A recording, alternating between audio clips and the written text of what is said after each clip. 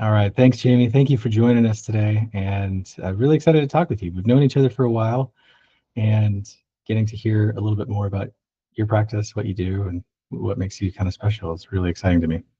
Yeah, man, appreciate it. We've known each other for a long time, so I'm happy to share. Cool. Well, first things first, I always like to dive in with a kind of a hard question, which is what is to you the hardest part of being a financial planner? Hardest part of being a financial planner, that's a loaded question. I think it's really dependent on, at least for me, it was always dependent on like where I work.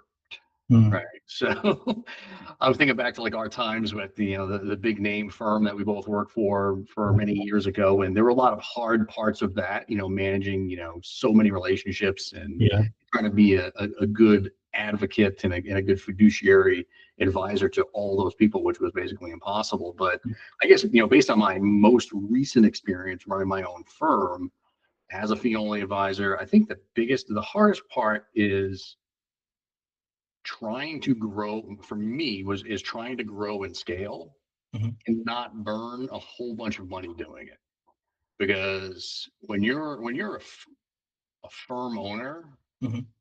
it seems like everybody has their hand in your pocket.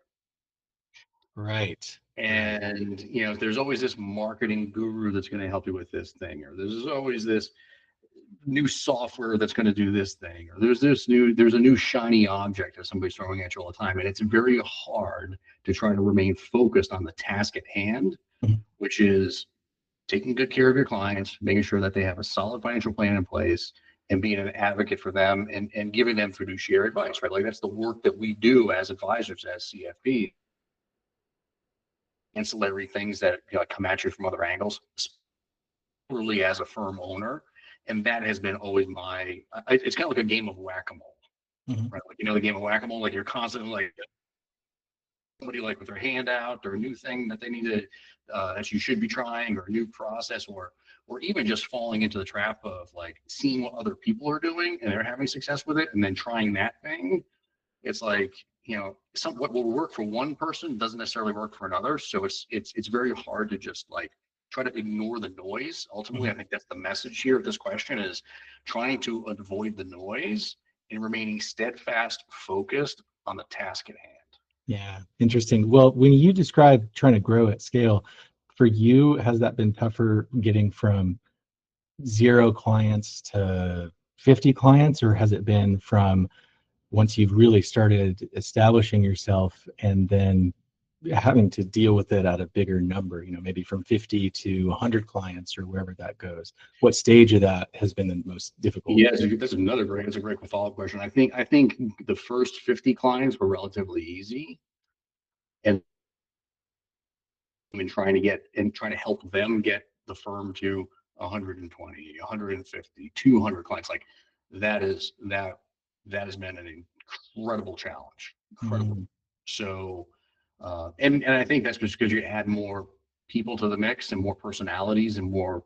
Then you have to like think through like processes and like standard operating procedures and things like that all come into play that mhm. can jam that process that you don't have to worry about as a sole practitioner, because all of your processes are up here. Right. You're handling everything yourself. And has that affected the way that you've had to deal with people as you've grown in scale, maybe needed to hire or get assistance from outsourced things? I think one of the things that actually she's a business coach, and I had a chance to talk to her for I worked for her for a few months going through that experience, and um, having she the first thing she said was you need to have some documented processes, which is where we came up with our standard operating procedures manual, the SOP manual that we have Mhm. and share with all the advisors on the team, and that was like the saving grace. That was like the once you have that in place, then I think it's like, okay, well, how do I do this thing? Well, go back to page 48 in the SOP manual, and it'll tell you exactly how to do that thing, right? Yeah, If you don't have that, it's very difficult for everybody to be swimming in the same direction. right. Well, I think it's really cool what you've done, which is you're taking good experience that you've already had in working with clients and done a good job reaching out to them. And now you're expanding that knowledge. So it seems like you are spending more time teaching or coordinating with other advisors, learning how to do this properly, than maybe dealing with direct clients themselves, or is it 50-50? Well, newsflash, because I don't know if you and I even talked about this, but Yeah. in the last few months, I've actually sold my practice. Right. So for those of you I that heard aren't, that through the grapevine. Yeah. we haven't really talked about this much, but and I didn't really share much on social media about it. But we actually we sold and I merged my practice into a much larger firm Mhm. because I'm doubling down on the financial planning we do for folks that are going through divorce. Right. But yeah, man, I think one of the areas of passion has always been teaching other people how to do stuff. Like, because I think you and I got to know each other during my time as a coach for a big name firm that we both work for. Yep.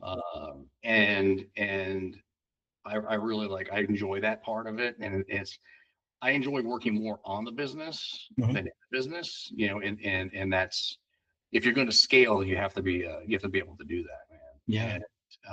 And that was another hard thing for me to do, where it's like, all right, like I've got these clients to take care of over here, but I also have to focus on this thing over here that's super important if we're going to have a sustainable business. That makes a lot of It's a sense. challenge, Well, man. Yeah. you lead right into my next question that I like to ask, which is what your biggest payoff is, whether that's working with clients, whether that's helping advisors. What is the big joy that you get? I I have, as of late, um, I have an opportunity to explore some other pet projects with, now that I have the merger of the practice, almost behind me. I'm about 2/3 away there through that process. Mhm. There's some other opportunities that have come up, like maybe there's like some software development that I'm consulting on, and I have a project going on there. Um, I have an opportunity to be a part of a group of professionals that are basically, there's a new platform called My Next Chapter, Mhm. and I'm the financial expert on that team. And so there's a financial expert, there's like a health and wellness expert, there's a this expert, there's a that expert, and there's a new website that's just launched back, we're in May of this year, so we're recording this in June of 2025. So it was just a month ago when that happened, where we launched. And I'm finding that I'm enjoying these other, like, still dabbling in the financial plan. It's still in the financial planning realm, Mhm.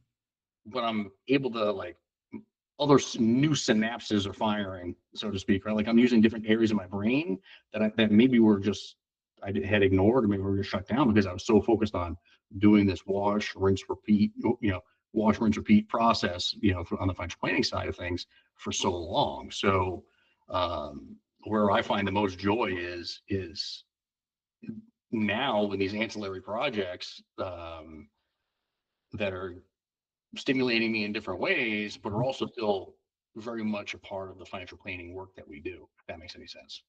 One of the reasons that you and I had gotten together originally was I think we had a shared value, which is, when you work for a behemoth firm, and it's not to speak ill of anybody, but when you work for a behemoth firm, it can get a little tricky because it can kind of give a feeling of canned food, so to speak, of what you're actually giving out to people.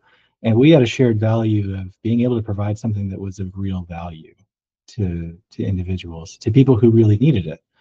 There is a tremendous growing need for financial advice and for it to shift how it's being provided. So what I'm hearing, this kind of change that you've experienced and what you're plowing forward into, it's less of trying to do that on a one-on-one scale, but growing into teaching and even developing new tech that's going to make that more accessible for people. Is that right?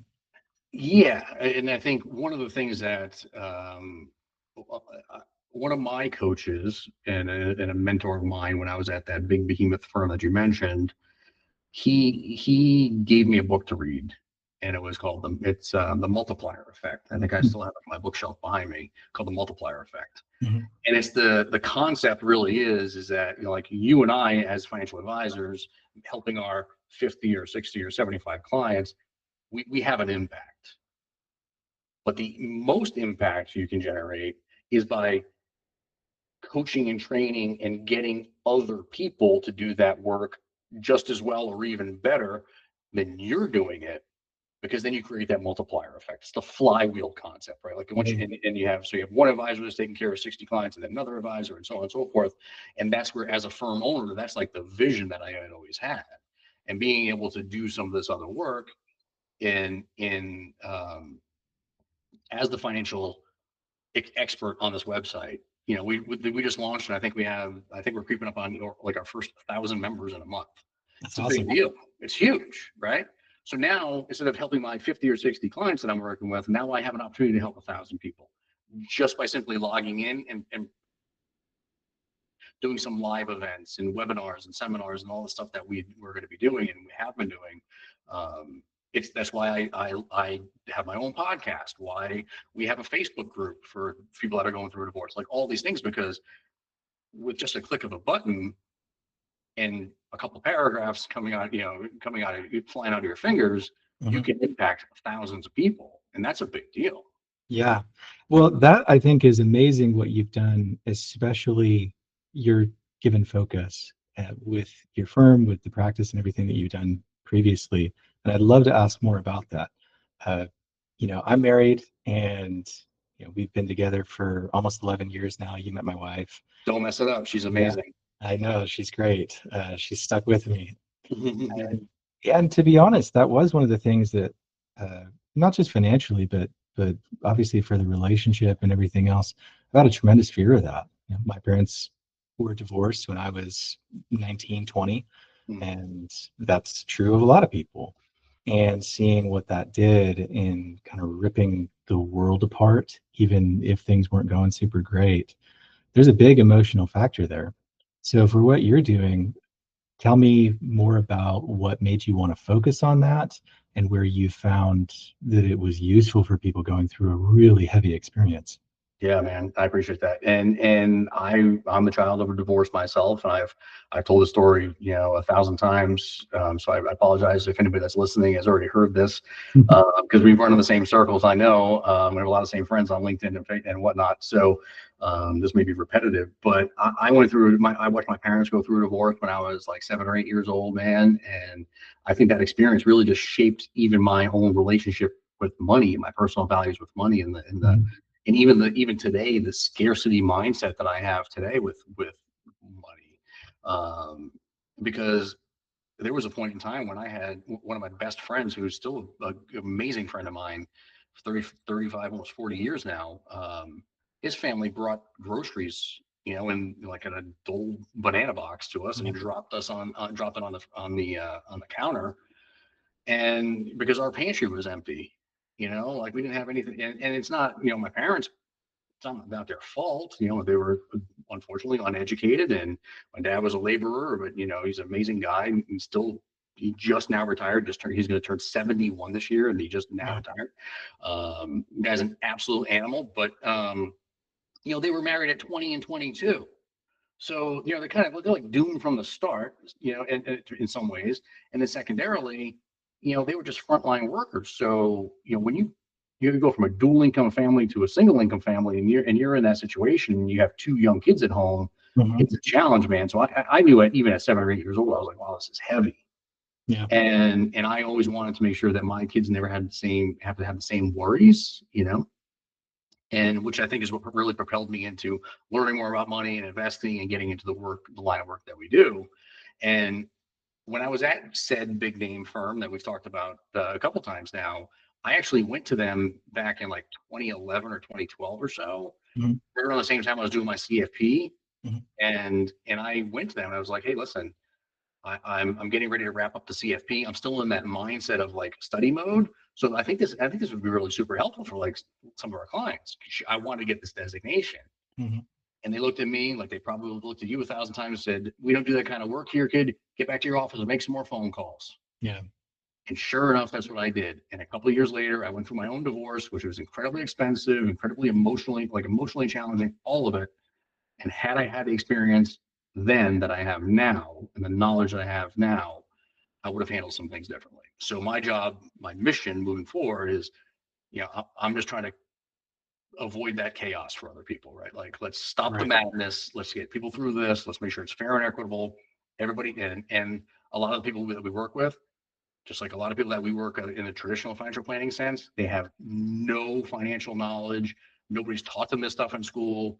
They don't know the difference between a bond and a stock, and they need the help. Yeah, I can say for me, that was one thing, working with people that were going through a divorce. You often have one spouse or one partner, ex-spouse, that Mm. is kind of handling all of the financial things, or maybe one that's thinks that they're smart with it, and so they handle a lot of it, and the other person doesn't really touch it. And I've had both sides, and you get people that feel like they understand what's happening, feel like they know what they're doing, or others who just feel really desperate. Especially, I think, for women who are getting in the great wealth transfer, getting a lot more control of those assets.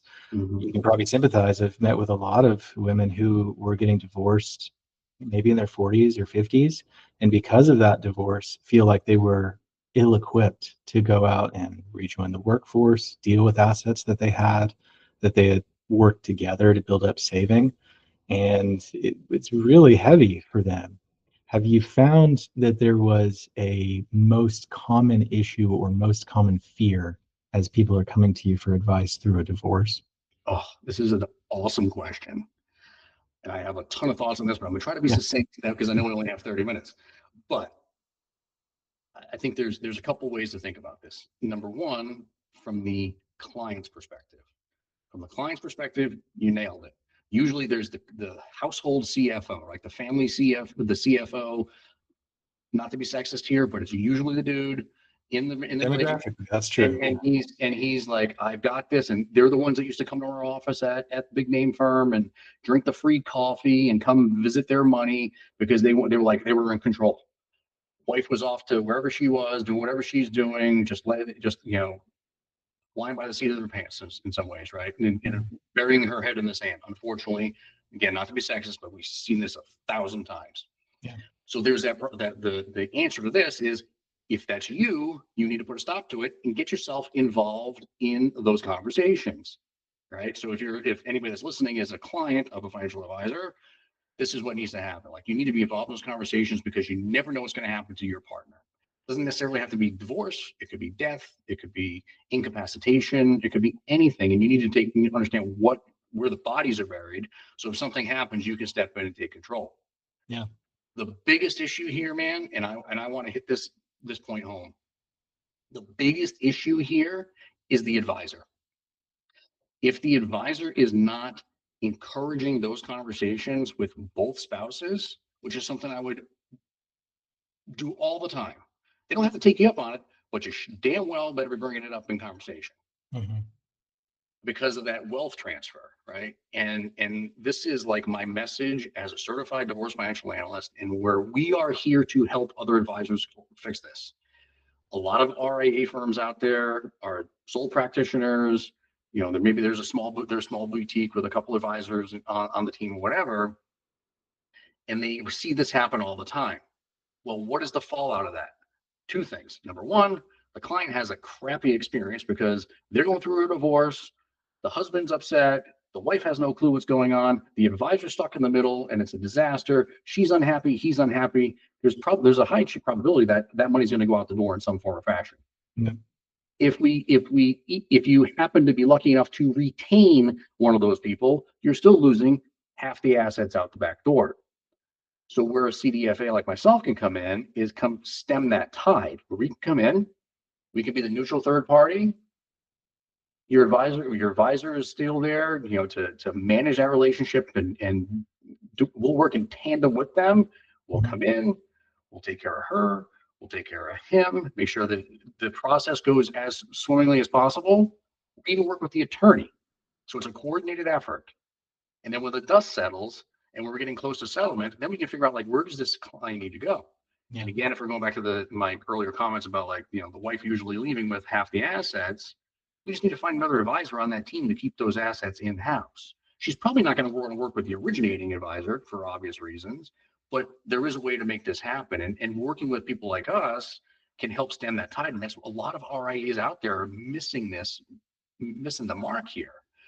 And that money just fly to half that, so much money flies out the door because of this every year and doesn't have to be there. Well, Yeah. it'd be like that because we could be there to come in, help them stem that tide, make sure everybody's happy, make them look like the hero, and then we disappear. Because I don't have any desire to take anybody's client. Right. Yeah. That makes a lot of sense. And I think it's important. A lot of demographics and studies that we see, we're already in the middle of that big transfer. And one of the reasons why you and I got together was I think we're thinking future forward. Mm-hmm. That for a financial advisor, a financial planner, it's no longer enough to find someone that you can schmooze. I'm a big enemy of schmoozing, where I convince a client to work with me purely because we met on the golf course or something, or we went out to lunch and sling bowl back and forth, and okay, now we're friends, and therefore I manage your money, and you call me, but it's very minimal interaction. And what we're seeing demographically for millennials, for women who are taking control of these assets, that's not good enough for them. They don't want to be schmoozed. They also don't want to be told to kind of sit in the back seat and don't worry about it. I'll take care of it. They want to be educated. They want to understand. They are in the driver's seat. They know that they are. And for us as advisors, we're going to need to learn how to do that, and pretty fast. There's no research that indicates that women only want to work with other women, but in our industry, it's only 15% of advisors are women. So I think that's going to expand for sure. But for the rest of us, I don't think it makes sense to continue working in that way, where you're willing to schmooze one person or cater to one person in a relationship or in a family dynamic, and then not the other, or wrap that up. As you look to the future, how do you see your own services, your own expertise helping to alleviate that on people who are inheriting wealth, as well as through a divorce or something else? Yeah, I mean, you're spot on, man. I mean, and I'm not a big proponent of the steak dinner and the annuity sales that pitch that most people get. I've been to 1,000 of those dinners myself. I mean, it's a precarious position that all of us are in as advisors, especially if we do work with that one person in the relationship that is the financial decision maker. And I talk about it all the time, and I've kind of pounded my fist on the table, talking about it now. It's like if that's you and you're involved, you have a financial advisor, but you haven't met with him in a year because your husband's taking care of it. Shame on you. You have to be involved in these conversations. Well, I think we as advisors, need to be advocates and proponents of having both parties involved and having that family discussion. And that brings up another point. It's like you not only have to have a discussion with the husband and the wife, but you should probably have a conversation with their kids too. Right. Because I mean, if you have a 10-year-old and and a 4-year-old, and I know there's one more sprinkled in there, I forget the age, but for you, like maybe now's not the time. But the first time that kid gets their first paycheck, or the first time that they have questions about investing stuff, like, you should be there as an advocate for that family and let them know. That was one thing I told all of my clients all the time, wherever I worked, was like, if your kids ever have questions, tell them to call me. They don't have to have any assets here. It doesn't, none of that stuff. Like, I just want to have a conversation with them and let them learn about how to do all this, right? And I think that's a good way to bring, have that full circle family conversation by involving the kids, by involving the spouses, and so on. And if you're not doing that, it's a problem. I would agree with that. We've heard that from a lot of other people in our industry too, and we've seen assets go out the door. People moving away to another advisor on both sides of that. Because in one case, I've seen it where it's a till death relationship. Like, no, this guy was really close with me and my family, and so I'm going to continue working with him. Or this lady has been with us through everything, and so we really want to keep working with her. But then I've also seen the opposite as you have, which is, I don't know this guy. Like, I don't want to keep working with this guy that, sits in a suit or calls me up out of the blue or doesn't call me, and he just happened to play golf with my dad. Like, that's not the type of person that they want to continue working with. They got to see real value and understand what it is that you're actually doing for me. So I think it's really important. As we finish up, I want to ask your advice, because you're a great mentor to me, and I know that you work hard on that for other people. For advisors coming in and creating a new practice or getting started in this industry, what do you think that the future holds, and any advice that you would give for them? Wow. I think one of the things that I was thinking as you were saying that was like the introduction of AI into our practices, and you were talking about how like your kids are not going to want to be working with the same financial advisor that like sits behind the mahogany desk and is smoking a cigarette in his office, like the old days, and schmoozing them on the golf course. Like they want to work with people that understand them and meet them where they are. Yeah. Right. And you've been in meetings with me, and you've seen other clients that we work with, and they're like 35 to 55-year-old demographic, skewing to the younger side, younger crowd that we work with. And you have to understand how they operate and their needs and their passions and all other stuff. But I also think like you've got to leverage the technology that's out there to be able to like work smarter and faster and more effectively and efficiently. Because we keep coming back to this big name firm, man. I hate it, but it's important to point out, like, how many times at that big name firm did something come along where they're like, this thing's coming for your job, right? It was like free trades, or no, 795 trades, 695 trades, free trades, robo advisors. All these things were coming down the pike, and all they kept getting like hammered home was like, if you don't stay out in front of this, it's coming for your job. And there's always something like that. I mean, I've been doing this work for like over 20 years now, and I feel like every couple of years there's something that's coming for our job. AI is different, right? Like AI that's coming out, which is everybody's using that now. I use it a ton in my own practice. Like if you can figure out ways to use it more effectively, more efficiently, and you can allow your clients to use it, and we can figure out a way to do this securely and compliantly, right? That's the number one thing we have to make sure we're careful of. Yeah. We may be able to service so many more people in a much more effective and efficient way and still meet them where they are, because we're allowing the technology to do some of the work for us. And I think that's like, if we can figure out a way to do that, and if you're a new advisor and you're thinking about launching your own firm, and you're like on the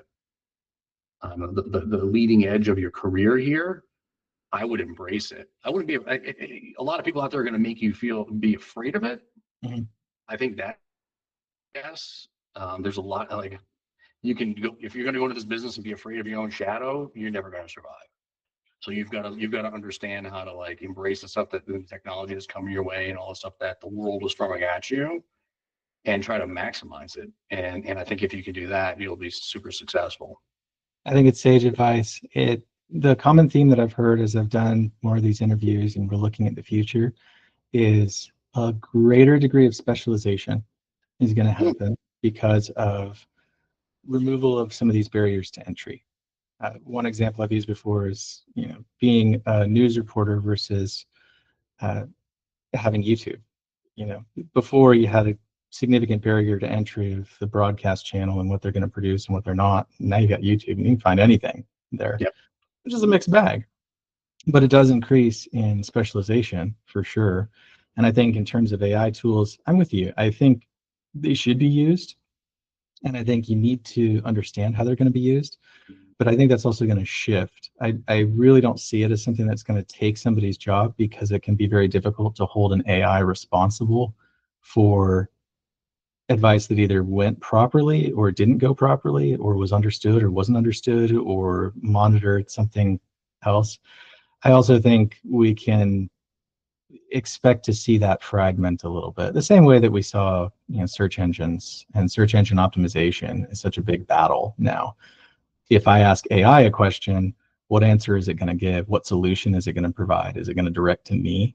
So I'm interested to see what some of that looks like. But I think it's really wise that you're looking in the future, you're working on some of those things, as opposed to other advisors that are much more seasoned than myself. They've got a lot more experience, who have told me the opposite of, hey, you shouldn't do things the way you're doing as an advice-only planner, for instance. It should just be, do it the old way, collect trails or collect commissions or collect, ongoing wrap fees, and it's pretty great. And that's a little disgusting to me. Is you're touting how little work you have to do for these people while you still continue charging them. And the primary reason is trust. Do they trust you or not? So I think it's a great way to look forward. Use technology, learn how to use it to your advantage, to specialize, and we've got to adapt or die. Because if we keep trying to do it the old way, the new demographic that's going to be controlling all the wealth in this country, they have zero tolerance for it. So I really appreciate everything that you're doing. Any last bits that you like to share about your new company, about the website, anything else that you want to share? No, man, I think we hit a lot in just a short amount of time, but I guess just to piggyback on your comment there, I don't feel like there's ever going to be a time, and maybe I'm just naive to it, and I certainly don't have a crystal ball to see what the future of this industry looks like, but I can't imagine a world in which there isn't some human element to this, right? Like you just said, you can use AI all you want, and you can use as much technology, but we still have to deliver, to the clients and walk them through this experience, either on the divorce side or in traditional financial planning engagements. So I think that's going to be, I don't think there's ever going to be that situation. And I think the only thing that I forgot to mention earlier when we were talking about where we as CDFAs can help other advisors in their practice, I failed to mention the compliance piece of this, right? Like if you're in that compliance, it is death by compliance, right? Yeah. If you're running a firm and you make a couple compliance mistakes and they are a big, your E&O insurance, like may or may not cover you. Like you've got to be super careful. It is the thing that kept me up at night all the time. Right. If you're giving financial planning advice to somebody that's going through a divorce and you're not 100% sure that you're, like what the advice you're giving is accurate, and you've never run alimony calculations or child support calculations, you don't really understand like the after-tax values of a certain assets and how those come into play and how to handle attorney conversations and expert testimony situations, things like that, because that will come up in divorce cases. If you're giving advice on that, you better be damn well certain that you know what the hell you're talking about, because you can blow yourself up by compliance, death by compliance, easily. So that's where we take some of that risk away. But I mean, I think that's something that's important for people to know, and hopefully it's helpful, man. Yeah, I really appreciate your time and what you're doing. I think it's a great specialization in working for people that are going through extremely difficult time and being able to make that smoother, less legal headache, do what's best for everybody in a really tough situation. I appreciate your time, Jamie, as always. Thank you so much. Appreciate you, brother. Thank you.